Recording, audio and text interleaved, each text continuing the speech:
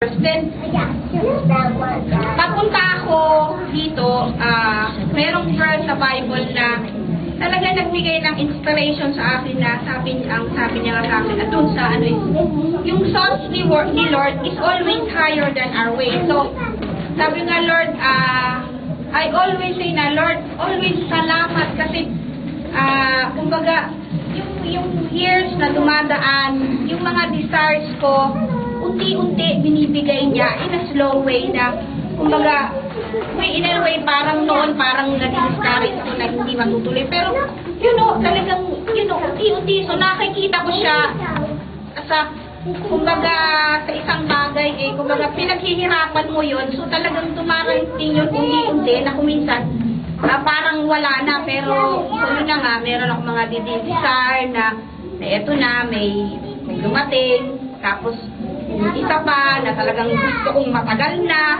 dumating na, parating na rin. Tapos sabi ko nga, doon sa dinidesire ko na yun, kasi sabi ko nung Friday, hindi ako nakukontento sa pag nagbabasa ka ng Bible. Gusto ko yung deeper, then wala akong resources para, mag-search and everything. So, nung Friday nga, I started na, basahin, then yun na nga, nagpunta kami ni Pastor. Yung sabi ko, Lord, itong ibinigay mo sa akin, Lord, ituro mo sa akin yung right way, kung paano ko gagamitin siya. Na mas makilala ka kasi, kumbaga siguro, it's time na, kumbaga, as a Christian, yung level natin, maiba na. So, ito na siguro ako, parang, nato na. Sabi mo nga, Lord, ayun bang, kailangan ko bang matutunan ka sa araw-araw na, kumbaga, mas malalim pa na yung may mga bagay na kuminsan talagang hindi ba natin kaya makontrol, pero kailangan kontrolin yung kasi alam mo hindi dapat. So, kaya nga, this day, nagpapasalamat ako kasi yun na nga, nung sabi ni President dito na, okay, so mag-set tayo ng araw, ayusin mo yung dushi mo, then step by step, wala, tutulungan ka namin, then yun na nga, ipapasok na yung aking okay. So, sabi ko nga, Lord, thank you palagi, kahit may problema, kahit ano pang dumaan, kumbaga, kailangan lang talaga I'll stick to you and yung faith and trust ko will always be there, then yun na nga, sabi ko nga siguro itong anniversary ito kumbaga ito ang magbibigay sa atin ng kailangan mas malalim pa at mas malawak with regards sa magtahak natin papunta sa Kanya. Amen. So, before sila kakanta, magbigay muna sila ng memory verse sa Angel at saka si Noel. Amen. Ala. Si Noel,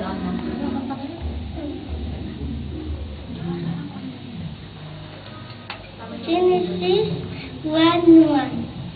In the beginning, God created the heavens and the earth.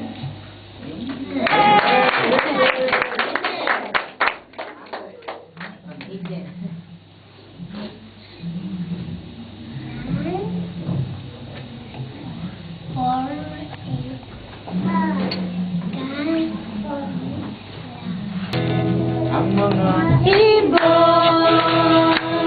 ay lumilipad, minamahal ng Diyos.